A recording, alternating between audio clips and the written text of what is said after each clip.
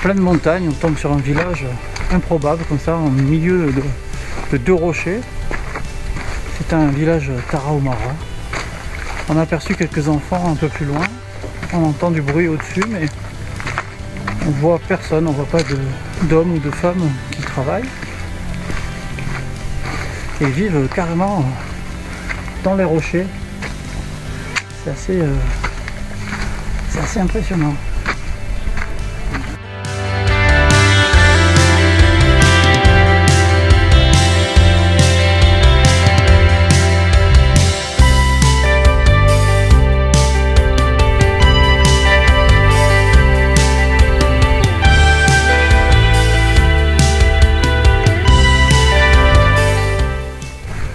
Alors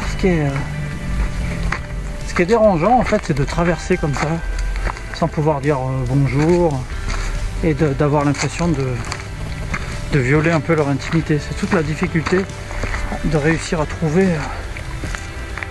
le moment de découverte, le moment de partage sans rentrer chez eux. Vous voyez derrière moi là, il y a une grotte. On voit qu'il y a des planches et tout ça, peut-être qu'avant d'avoir construit des cabanes, ils vivaient à l'intérieur et c'était là qu'ils s'abritaient.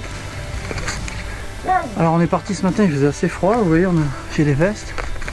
Puis là, le soleil commence à réchauffer la pierre et c'est plutôt étouffant.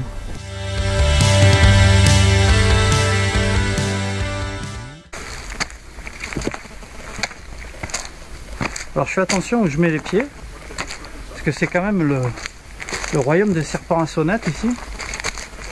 Et moi qui suis un flippé des serpents, des araignées, je voudrais pas servir de repas.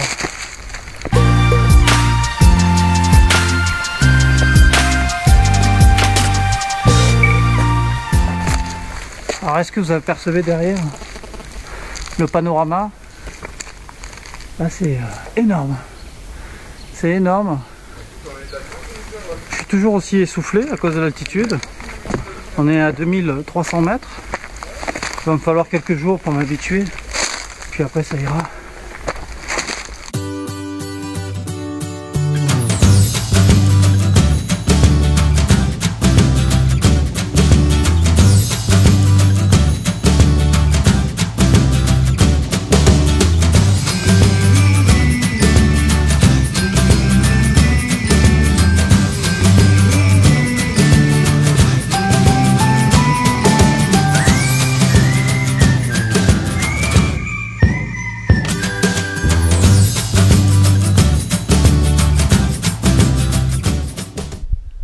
On n'est pas bien là.